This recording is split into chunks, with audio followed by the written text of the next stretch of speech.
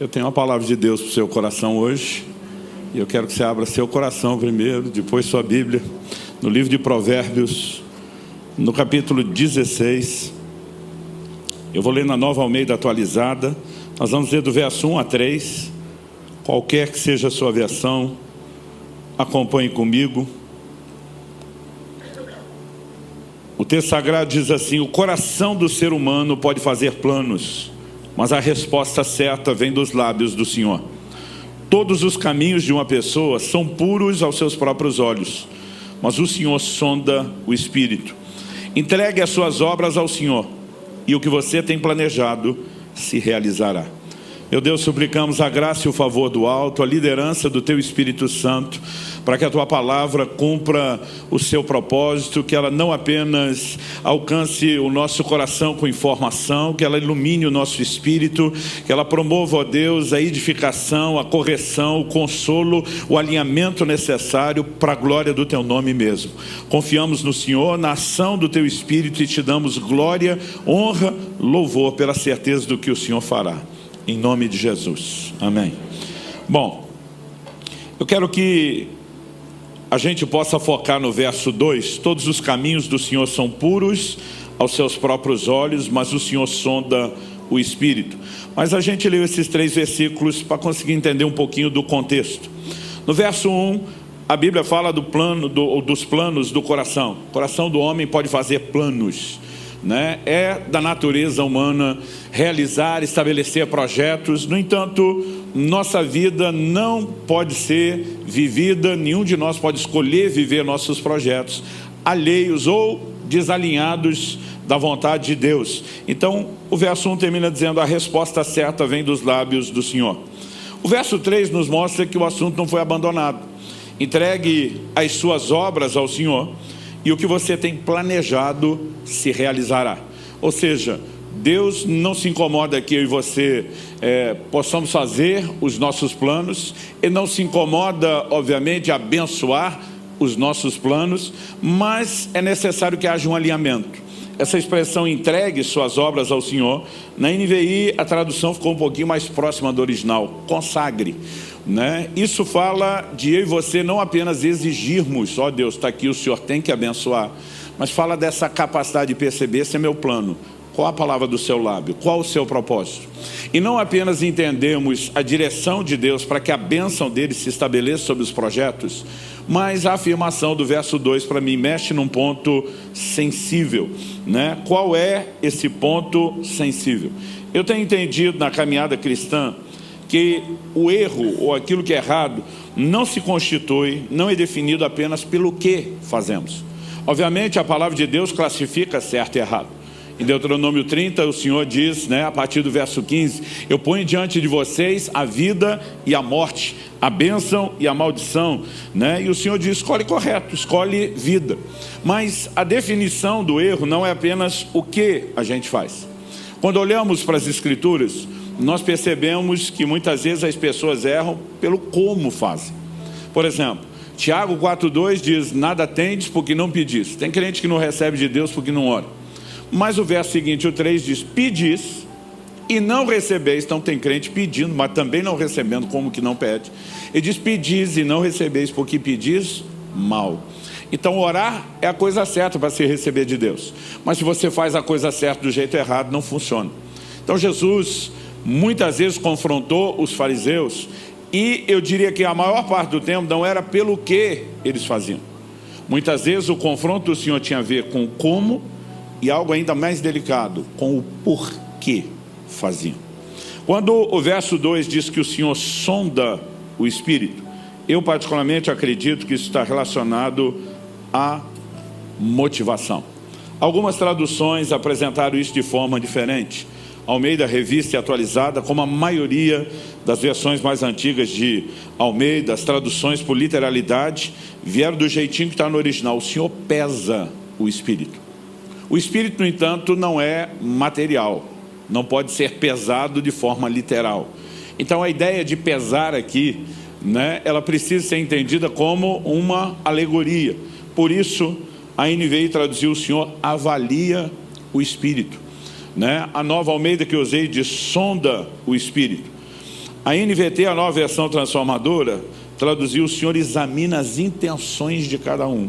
E a nova tradução da linguagem de hoje: o Senhor julga as suas intenções. Eu quero ter uma conversa com vocês hoje. O tema da minha mensagem é: avalie suas motivações. Porque se eu e você queremos andar de forma correta diante do Senhor, isso não significa viver apenas do nosso esforço, significa usar os recursos dele, mas obviamente também entender a nossa responsabilidade. Nós precisamos saber lidar com o quesito motivação. Então alguém pode fazer a coisa certa pelo motivo errado. Por exemplo, se eu perguntar para você: pregar a palavra de Deus, pregar o evangelho é certo ou errado? O que você diria? Todo mundo que ama, teme ao Senhor, quer ver o evangelho ser pregado, acredito que imediatamente vai responder: é a coisa certa, não tem nada de errado nisso. Mas olha o que Paulo diz em Filipenses, no capítulo 1, de 14 a 17. E diz: e os irmãos, em sua maioria, estimulados no Senhor por minhas algemas, ousam falar a palavra com mais coragem. Aqui é positivo. Ele diz: é verdade, e agora ele vai admitir algo negativo, que alguns proclamam Cristo por inveja e rivalidade. Ou seja, proclamar Cristo é certo, mas fazer por um motivo errado bagunça todas as coisas. Ele diz: é verdade que alguns proclamam Cristo por inveja e rivalidade, mas outros o fazem de boa vontade. Estes, os de boa vontade, estes o fazem por amor, sabendo que estou incumbido da defesa do evangelho. Aqueles, o time da inveja e rivalidade, aqueles, porém, pregam a Cristo por interesse pessoal, não de forma sincera, pensando que assim podem aumentar meu sofrimento na prisão. Ou seja, a Bíblia mostra que alguém pode fazer algo tão nobre e louvável como pregar o evangelho com motivações erradas. E é por isso que a análise de certo e errado não cabe apenas ao homem. Às vezes nós vamos avaliar e a perspectiva pelo lado externo, pelo lado de fora, está tudo certo. Mas a pergunta é: qual é a motivação? E a motivação é algo que só Deus pode pesar e avaliar o coração. Eu lembro de algo que começou a chamar minha atenção para esse assunto. Há 18 anos atrás, começamos a nossa igreja em Curitiba, e eu já estava envolvido em um ministério que também era itinerante. Então eu passei, por exemplo, só antes da pandemia, 17 anos, em média, viajando toda quinta, sexta e sábado para servir o corpo de Cristo. E a maioria dos domingos à quarta-feira eu permanecia, servindo a igreja, em casa, na cidade. Era um ritmo assim bastante intenso. Normalmente eu ainda ficava um domingo por mês fora, dá para aumentar isso na lista. Eu lembro que no início da igreja, acredito que a gente tinha ou perto de um ano, ou recém-completado um ano, eu comecei a fazer uma oração a Deus. E a minha oração era: Senhor, me deixa ficar um ano sem viajar. E um dia eu estava ali orando por isso, e o Espírito Santo falou: por que você quer ficar um ano sem viajar? Eu falei: para cuidar das suas ovelhas. A igreja está começando, eu deveria dar um pouco mais de atenção. E o Espírito Santo me perguntou: e os lugares onde eu tenho te levado também não são minhas ovelhas? Eu falei: ok, são todas as suas ovelhas, então eu quero cuidar das minhas ovelhas. Porque as suas ovelhas o Senhor confiou um pouco para mim, um tanto para o outro, um tanto. Então, daquelas que o Senhor me confiou, que eu creio que é a minha maior responsabilidade, eu quero cuidar melhor delas. Nessa hora o Espírito Santo falou: você realmente está preocupado em cuidar só das ovelhas que eu te confiei? Ou você quer provar para fulano e beltrano? Eram dois pastores amigos da cidade, muito bem sucedidos. Ou você quer provar para fulano e beltrano que você é tão bom quanto eles? E a hora que ele falou isso, de alguma forma caiu uma máscara, alguma coisa que me impedia de enxergar. E eu percebi que inconscientemente eu já estava preocupado em mostrar serviço, Havia motivações corretas, mas havia motivações erradas se misturando no meu coração. Aquilo foi um choque tão grande, e eu comecei a me perguntar: quantas dessas a gente não faz ao longo do caminho? Mascarando motivações erradas com motivos corretos, achando que com isso a gente convence a gente, os outros. A gente pode fazer isso com qualquer um, mas não com Deus. Então, o ponto que eu quero explorar com você é uma conversa honesta para ver o que a Bíblia fala sobre o assunto. A Bíblia fala muito sobre o assunto. Aliás, é impossível aqui a gente tentar esgotar o assunto numa pregação. Mas eu queria construir o que nós vamos falar juntos com 3 questionamentos. O primeiro deles, eu gosto muito de fazer perguntas quando estou lendo, estudando a Bíblia. O primeiro deles, o que está no coração? O segundo questionamento, o que influencia o coração? Para só então a gente terminar com o terceiro questionamento mais prático, como avaliar o coração? Então, em relação ao que está no coração, Provérbios capítulo 4, verso 23 diz: sobre tudo que se deve guardar, guarda o teu coração, porque dele procedem as fontes da vida. Então vamos focar nisso, sobre tudo que se deve guardar. A Bíblia nos manda guardar, proteger, defender muita coisa, mas diz sobre tudo que você tem que guardar. Seu foco número 1, guarde o seu coração. Por quê? A Bíblia diz: porque dele procedem as fontes da vida.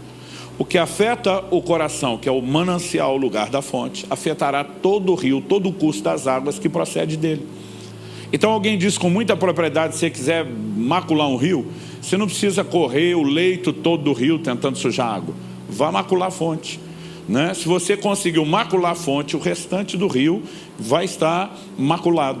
Então a Bíblia trata o coração dessa forma e ele merece a nossa atenção. Porque muitas vezes nós estamos desejando coisas boas por motivos errados. Eu sei que desejar coisas erradas é parte de uma briga que nós temos com a velha natureza, que tem que ser subjugada.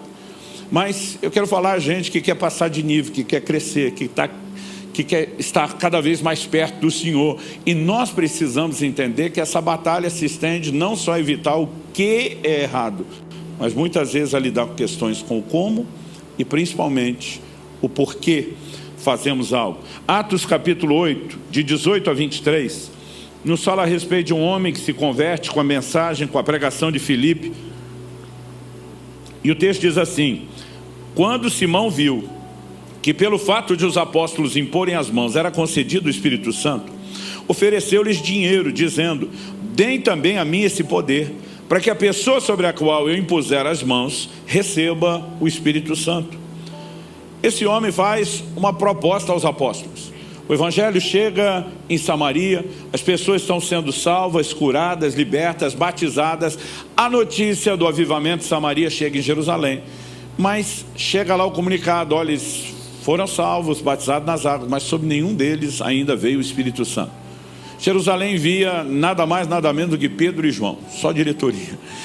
E eles chegam lá para impor as mãos e o povo começa a ser cheio do Espírito Santo. Simão, que converteu, né, era um mágico, influenciou muito a cidade. Agora ele está colado em Filipe, está acompanhando tudo. Agora ele está empolgado com os apóstolos. A Bíblia diz que ele abraçou a fé, né? Não há nada que indique o contrário. Ele foi batizado e agora ele vê isso e ele fica empolgado.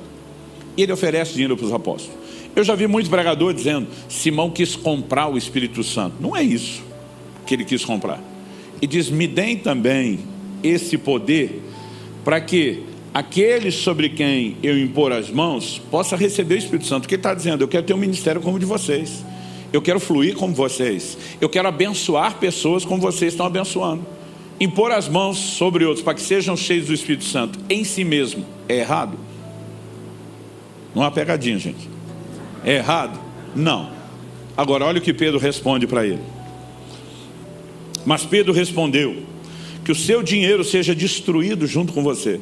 Eu gosto de uma versão mais contundente, são as antigas: vá tua prata contigo a perdição. Né? Que o seu dinheiro seja destruído junto com você, pois você pensou que com ele poderia adquirir o dom de Deus. O dom aqui não é a pessoa do Espírito, mas de poder fluir e ministrar.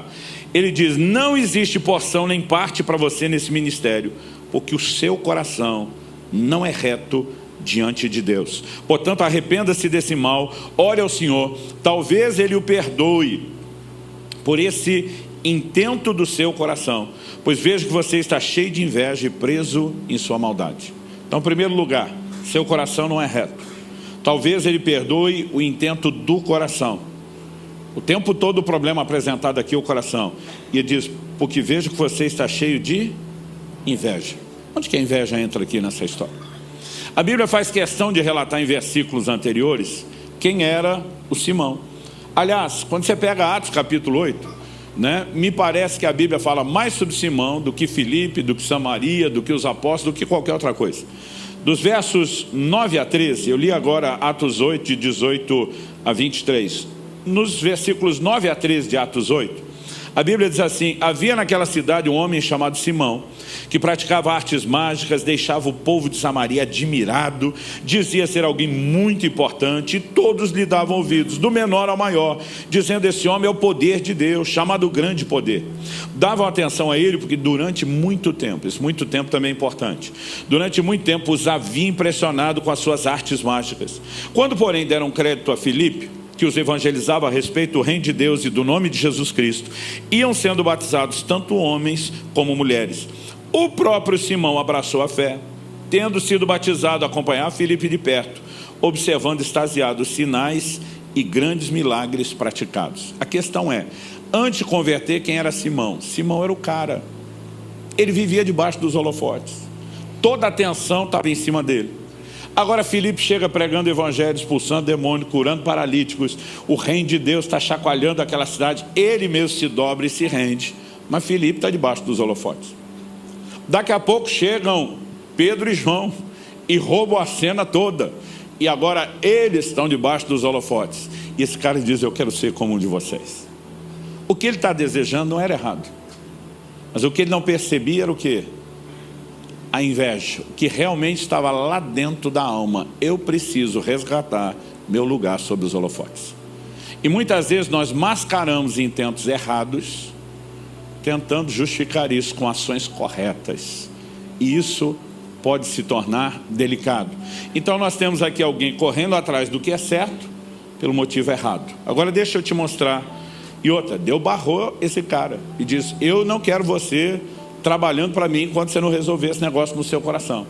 Então, o camarada que queria a coisa certa pelo motivo errado, Deus diz: eu te resisto. Agora nós vamos ver um outro que Deus diz: eu vou te favorecer. Porque embora você esteja na iminência de fazer a coisa errada, você tem o motivo correto. Vá comigo para Gênesis, capítulo 20, dos versos 1 a 7. A Bíblia fala de um camarada chamado Abimeleque. O texto diz assim: Abraão partiu dali e foi para a terra do Neguebe. Habitou entre Cádiz e Sur e morou em Gerar. Abraão dizia que Sara, a mulher dele, era sua irmã. Alguns chamam isso de meia-verdade, porque eles eram irmãos por parte de pai, mas não de mãe. Eu gosto de chamar a meia-verdade de meia-mentira.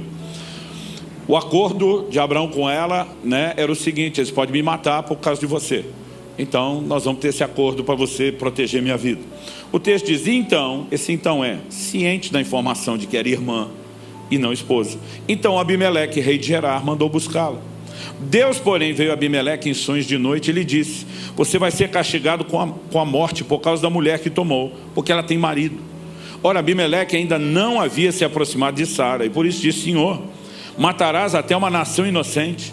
Não foi ele mesmo que me disse: é minha irmã, e ela também me disse: é meu irmão. Com sinceridade de coração e na minha inocência foi que eu fiz isso. A defesa dele foi boa. Deus respondeu-lhe em sonho: bem sei que com sinceridade de coração você fez isso. Por isso, impedi que você pecasse contra mim e não permiti que você tocasse nela. Agora devolva a mulher a seu marido, pois ele é profeta. Intercederá por você, você viverá. Mas se não a devolver, saiba que você certamente morrerá, você e tudo que é seu. Então nós temos um cara querendo fazer a coisa certa pelo motivo errado. Deus diz: você eu paro, eu travo. O outro que está na iminência de fazer a coisa errada por motivo certo, eu digo: você eu vou te ajudar a entender as coisas, porque estão te enganando. Vão te arrastar para um lugar onde a motivação do seu coração não queria que você trilhasse. Sabe, eu e você precisamos entender que aquilo que enche o nosso coração tem um impacto maior do que o que imaginamos. Mas a pergunta é: o coração inclinado ao erro como o de Simão, ou inclinado àquilo que é correto como o de Abimeleque? Ele simplesmente nasce dessa forma? Ou o que está no nosso coração é algo que nós cultivamos? Certamente a Bíblia fala não só sobre cultivar, mas fala sobre proteger, sobre tudo que se deve guardar. Por que proteger? Porque o coração, ele não se estabelece indo na motivação errada ou certa apenas pelas nossas decisões, mas a gente pode ser influenciado na hora de fazer escolhas, planos, projetos por influências. Então a pergunta é: o que influencia o nosso coração? Em 2 Coríntios, no capítulo 9, no verso 7, Deus diz: cada um contribua segundo tiver proposto no coração, não com tristeza ou por necessidade, porque Deus ama quem dá com alegria.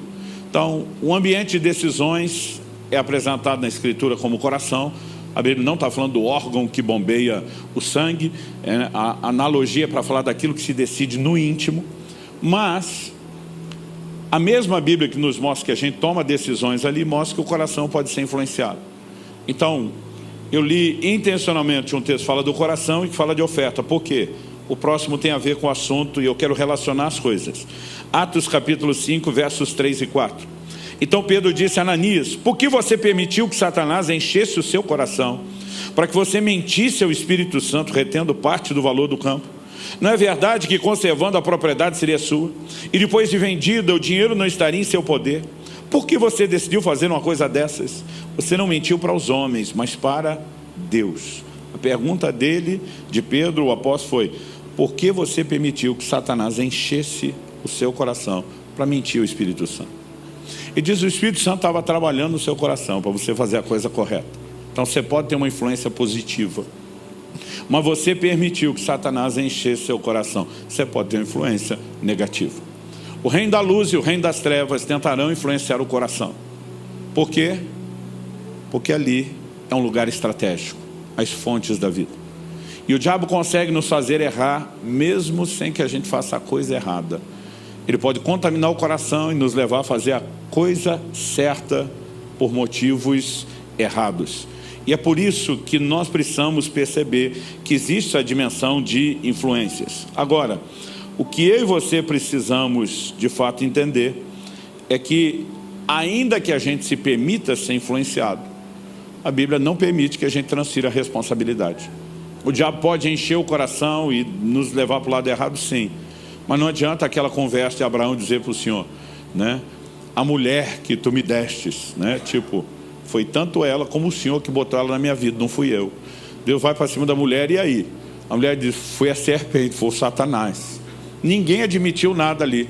Quem foi mais nobre de caráter na história foi o diabo, que não jogou ninguém, assumiu a conta. Então, a Bíblia não permite que a gente responsabilize outros. Se a gente se permitir ser influenciado, a responsabilidade ainda será nossa.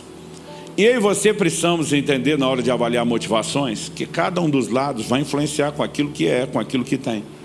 Filipenses 2,5 diz: tenham em vós o mesmo sentimento, outra tradução diz o mesmo modo de pensar que houve também em Cristo Jesus. Eu aprendi a me questionar desde a adolescência: o que Jesus faria numa situação como essa? Com o tempo aprendi a questionar como ele faria, e não só o quê. E muitas vezes comecei a me perguntar por que ele faria, né? Porque a gente pode diferir nessas coisas. Por outro lado, o reino das trevas vai tentar influenciar também com aquilo que tem. Satanás vai tentar influenciar com aquilo que é. Em 1 Timóteo, no capítulo 3, nos versos 6 e 7, a Bíblia diz sobre quem almeja o episcopado, nos primeiros versículos do capítulo. E aqui o texto sagrado diz que o bispo não seja recém-convertido, neófito, novo na fé. Porque alguém recém-convertido ainda não pode ser levantado numa posição de liderança. O texto diz: para não acontecer que fique cheio de orgulho e incorra na condenação do diabo. É necessário também que ele tenha bom testemunho dos de fora, a fim de não cair na desonra e no laço do diabo.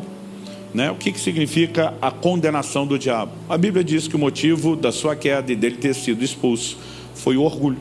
Né? Isso Paulo obviamente está fazendo uma leitura de Isaías 14, Ezequiel 28, né? Que são textos que obviamente apontam para essa história e mostra ele dizendo: eu subirei acima das estrelas do céu, serei semelhante ao Altíssimo. Então, cada um influencia com aquilo que tem. Jesus diz: aprendei de mim que sou manso e humilde de coração. Satanás caiu com orgulho e ele quer arrastar a gente, né, nesse mesmo lugar, e nós precisamos sempre estar atentos. Agora, isso não significa que porque o coração pode ser influenciado, que as influências sejam irresistíveis. Mesmo a intervenção divina. Hebreus capítulo 3, versículos 7 e 8, citando um texto do Antigo Testamento, diz: por isso, como diz o Espírito Santo, hoje, se ouvirem a sua voz, não endureça o coração, como foi na rebelião, no dia da tentação no deserto. Quando Deus está tentando influenciar o coração, nós podemos endurecê-lo, ou seja, fechá-lo para ele, dizer: o Senhor não entra e não influencia. Então, se vale para Deus, deveria valer para o reino das trevas, que a Bíblia diz, resistiu o diabo e ele fugirá de vós. No entanto, apesar de ser influenciável, não é um processo que não possa ser, obviamente, impedido, principalmente quando falamos da influência negativa e não da divina, e nós vamos ser responsabilizados por isso. Mas a gente precisa parar para pensar que muitas decisões são tomadas, às vezes, por razões que nem nós percebemos com clareza. Em Daniel, no capítulo 2, por exemplo, você vê Nabucodonosor tendo um sonho, nós podemos chamar mais do que um sonho, foi uma visão de Deus, uma visão profética. Ele vê uma estátua composta de 4 metais diferentes. A Bíblia diz, a cabeça era de ouro, o peito e os braços eram de prata, o ventre de bronze e as pernas e os pés eram de ferro. Na hora de interpretar a visão, Daniel diz para ele, você é a cabeça de ouro. Mas ele diz, depois de ti virá um reino inferior ao seu, que significa que mudança de metal era mudança de reino. O que essa estátua representava? Os impérios mundiais. Nunca na história da humanidade houve alguém que dominasse o mundo dos seus dias. A Babilônia foi o primeiro império de proporções mundiais. E agora a conversa está sendo dirigida ao camarada que governa o mundo dos seus dias. E de você é a cabeça da estátua, mas você vai ser trocado. Depois de você vem um reino inferior ao seu. O próprio livro de Daniel nos mostra, o que a história também registra, né, que o governo mundial de Babilônia foi sucedido pelos Medo-Persas. O livro de Daniel já profetizava que viria a Grécia. E nós sabemos pela história que Alexandre o Grande dominou o mundo, sucedendo os Medo-Persas, que por sua vez sucederam Babilônia. Mas haveria um 4º império mundial, que nós sabemos foi o Império Romano. O que a visão dizia? Que uma pedra era cortada sem auxílio de mãos, ou seja, intervenção divina, não humana. E a pedra atingia a estátua onde? Nos pés. Ou seja, o que Deus iria fazer não era no tempo do governo de Babilônia, nem dos Medo-Persas, nem da Grécia. O que Deus ia fazer ia acontecer nos dias do 4º império, o dia ou tempo do Império Romano. A estátua era destruída, ou seja, Deus está dizendo, vou deixar essa brincadeira de governar o mundo durar 4 impérios seguidos. E Deus está dizendo, eu vou acabar com isso. Quando a pedra atingia a estátua nos pés, ela era esmiuçada, não sobrava nada. Mas a Bíblia diz que aquela pedra que substituiu agora a estátua, ela começa a crescer, se torna uma montanha que enche toda a terra. O que Deus está dizendo? Eu vou derrubar o reino dos homens e eu vou estabelecer o meu reino sobre a terra. Essa profecia passa a ser entendida como messiânica. A pedra é Cristo. Aliás, há muitas profecias messiânicas relacionando, comparando Jesus com a pedra. A pedra que os edificadores rejeitaram, a pedra de esquina, a pedra angular, na visão aqui de Daniel, né, a pedra. Então o que Deus estava dizendo nos dias do 4º império, e quando Jesus chega nos dias do Império Romano, ele chega dizendo, o tempo está cumprido. Essas coisas estão todas relacionadas. Agora, o Nabucodonosor, ele não entendeu foi nada do resto. A cabeça dele deve ter parado no, depois de você, vem um reino inferior ao seu. O duro não era perder para o outro, é perder para um outro inferior. O que ele faz no capítulo seguinte, gente? Capítulo 3, Daniel começa dizendo que Nabucodonosor levantou uma grande estátua. Lembra do que ele sonhou? Com a estátua. Ele levanta uma grande estátua inteira de ouro. O que ele está dizendo? Não vai ter prata, não vai ter bronze, não vai ter ferro. A estátua sou eu. Daqui ninguém me tira, daqui ninguém me arranca. A pergunta é, ele fez isso consciente? Não sabemos. Mas normalmente, na dinâmica de relacionamentos, não só familiar, no trabalho, no dia a dia das nossas escolhas, mas até na igreja, até questões ligadas ao ministério, nós podemos estar sendo alimentados por motivações que não reconhecemos. E muitas vezes, nós vamos ter de um lado Deus tentando nos influenciar positivamente, e do outro, Satanás tentando influenciar. Então o coração tem que ser guardado, protegido. E a pergunta a ser feita é, como avaliar o coração? Já que esse é o tema, né, da nossa mensagem, como avaliar o coração? Em Jeremias, no capítulo 17, no verso 9, a Escritura diz, enganoso é o coração, mais do que todas as coisas, e desesperadamente corrupto. Quem poderá entendê-lo? A verdade, seu coração está sempre pronto para trollar você. para pregar peça em você, te levar a análises, né, complexas, erradas, equivocadas. Eu me lembro que alguns anos atrás, não estou falando de tanto tempo assim, né, estou falando de bem menos tempo do que a história que eu contei quando mudei para Curitiba. Eu já achava que estava bem maduro. Eu estava num evento, não fui para ministrar, fui para ser ministrado, para receber como todo mundo. Um evento fantástico, uma organização incrível, tudo com muita excelência. Estou dizendo isso porque tudo era impecável, era uma inspiração ver um evento funcionando tão bem. Mas o tempo todo eu estava me sentindo mal. E o sentimento é como se estivesse me tratando mal, mas ninguém estava tratando ninguém mal. Todo mundo estava sendo muito bem tratado, tudo funcionava muito bem. E aquilo passou de um dia, o segundo. Eu estou num ponto que eu não consigo entender, justificar aquilo. Pensei, o diabo está tentando me roubar, repreendo o inimigo, o sentimento não vai embora. E eu lembro de um momento que eu fui orar, falei, Deus, o que está acontecendo? E no momento que eu perguntei, eu não esperava a resposta, muito menos a resposta que veio. O Senhor me disse, o que está acontecendo é que sua alma está desconfortável. Eu falei, desconfortável porque é tudo bom, é tudo maravilhoso. E sua alma está desconfortável. Porque aqui você não é preletor, aqui você não tem tratamento VIP, aqui você é um como todo mundo. E eu fiquei chocado. Por quê? Eu nem tinha percebido aquilo. Então, a questão que eu e você precisamos é como nós vamos avaliar o coração. Se ele é enganoso, como a gente pode fazer isso direito? O mesmo texto que diz que o coração é enganoso no verso 9, continua no verso 10 de Jeremias 17, o seguinte, dizendo, eu, Senhor, sondo o coração, eu provo os pensamentos, para dar a cada um segundo os seus caminhos, segundo o fruto das suas ações. Em outras palavras, Deus está dizendo, a leitura correta que você não pode fazer, Deus diz, eu posso. E aí nós voltamos lá em Provérbios 16, 2, o texto do início. Eu, Senhor, né, sondo o coração, está exatamente alinhado com aquela declaração de o Senhor sonda o Espírito. Por quê? O texto está dizendo, os caminhos de uma pessoa são puros aos seus próprios olhos. Muitas vezes nós não estamos errando, que a gente acordou de manhã dizendo, hoje é dia de maldade, hoje eu vou fazer errado. Você simplesmente está avaliando e está até dizendo, eu acho que isso é certo, porque não conseguiu pesar a motivação. E quem pesa é Deus. A responsabilidade de guardar o coração é nossa, mas sem Deus nós não vamos conhecê-lo profundamente. Então, para avaliar motivações, a conclusão que eu chego é que ainda que a responsabilidade seja minha e sua, nós não podemos fazer isso sozinhos. Jeremias 11:20 diz, Senhor dos exércitos, justo juiz, que provas o mais íntimo do coração. Apocalipse 2:23, Jesus falando, eu sou aquele que sonda mentes e corações. Você ainda pode pegar a declaração de Paulo aos Coríntios, falando, né, do Espírito Santo que sonda, perscruta todas as coisas. A verdade é que eu e você temos recursos para avaliar o coração. Autoexame, ele é algo correto, é importante.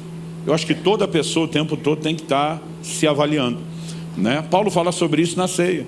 1 Coríntios 11:28, examine-se o homem a si mesmo. Então o autoexame é bíblico, não estou falando contra ele. Mas quando nós falamos de motivação, quando nós falamos de avaliar não só o que fazemos, mas começamos a entrar no terreno do como. Jesus confrontou os fariseus nos assuntos relacionados à esmola, oração e jejum. Da esmola errado? Claro que não. Orar, menos ainda. Jejum, também não. Mas o problema não era o que eles faziam, era o porquê. Jesus disse, vocês estão fazendo essas coisas só para ser vistos pelos homens.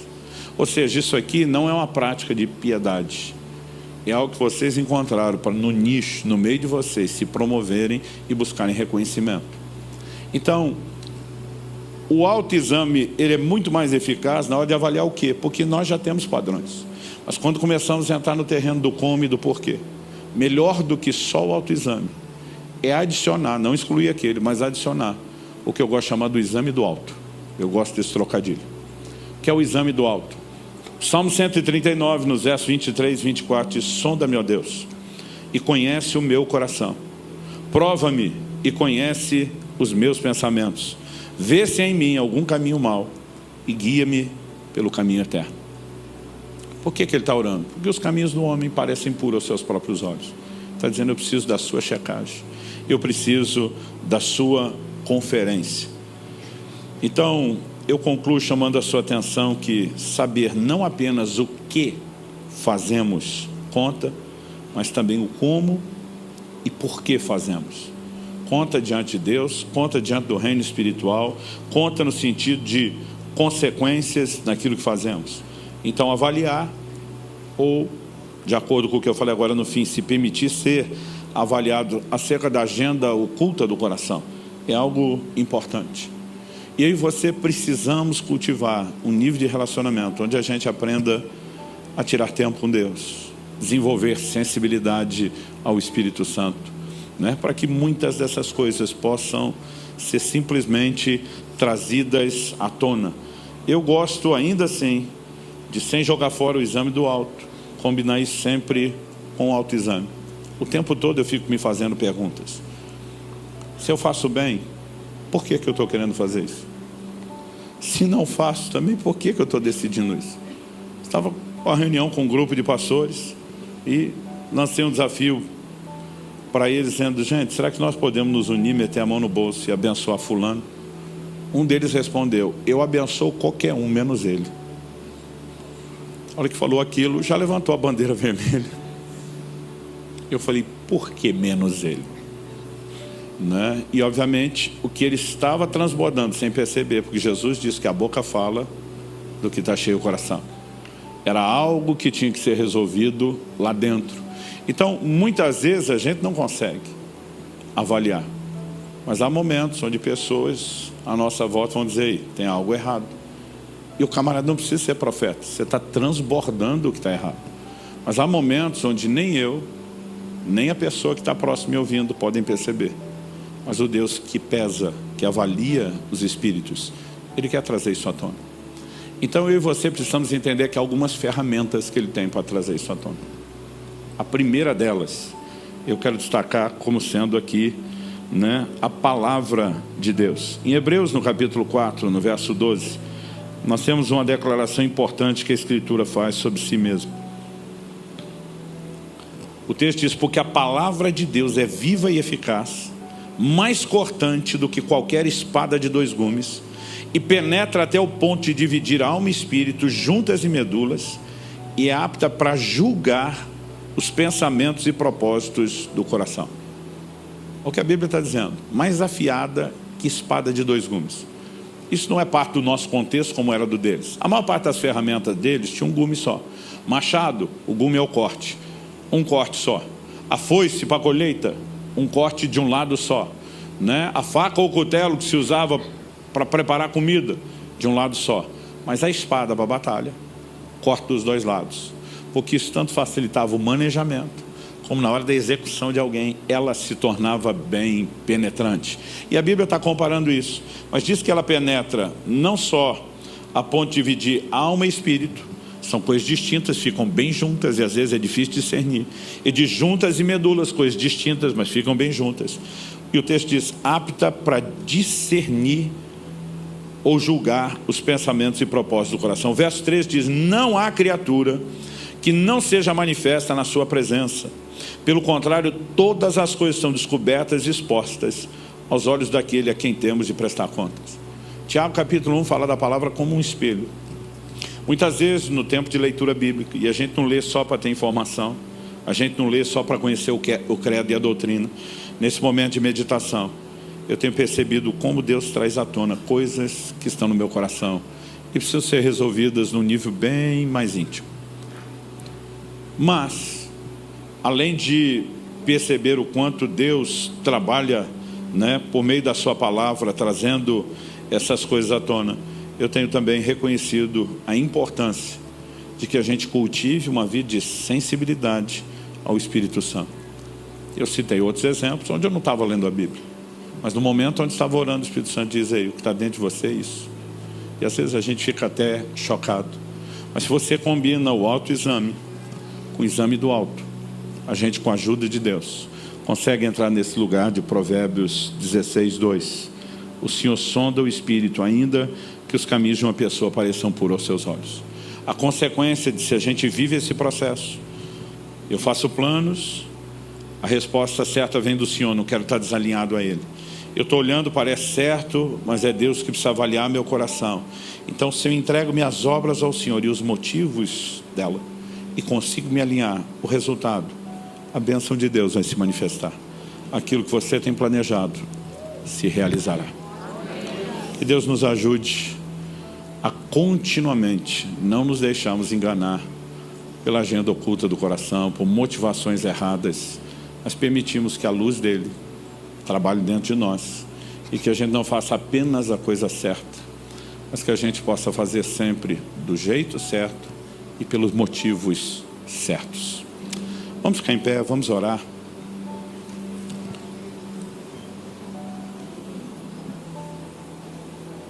Espírito Santo, nós oramos que a Tua Palavra trabalhe em nós e produza resultados não só aqui e agora. Nós oramos que depois do culto e da reunião, aquilo que o Senhor começou não apenas continue, mas cresça. Mas também sabemos que alguns resultados podem começar a se manifestar agora. E nós queremos estar abertos à Sua voz, à Sua liderança, ao Seu toque. Nós queremos entender a responsabilidade de avaliar nossas motivações e entender a nossa incapacidade de fazer isso sozinhos, sem o Senhor. E nós pedimos graça e favor. Sabemos que o Senhor promove um entendimento como esse, não porque quer nos colocar debaixo de culpa ou condenação, mas justamente porque quer permitir que a gente não erre. E em questões onde erramos, o Senhor quer permitir que possa haver o devido conserto, e nós somos gratos pelo Seu amor, pela Sua bondade, pela Sua misericórdia. Eu oro que a palavra comunicada gere fé, eu oro que haja correspondência, eu oro que de fato o Senhor possa trazer à tona o que está dentro de nós e que nós possamos corresponder com o Senhor nesse processo. Eu oro por um despertamento para que possamos entender que o coração, que é a fonte da vida, precisa ser guardado, precisa ser policiado, não das influências do céu, mas das influências malignas. E nós oramos que o Senhor nos dê uma capacidade de discernimento e que a disposição e a decisão do nosso íntimo seja de andar alinhados com o Senhor na questão do coração. Nós oramos em nome de Jesus, em nome de Jesus e para a glória de Deus. Amém. Clique e veja mais vídeos como esse.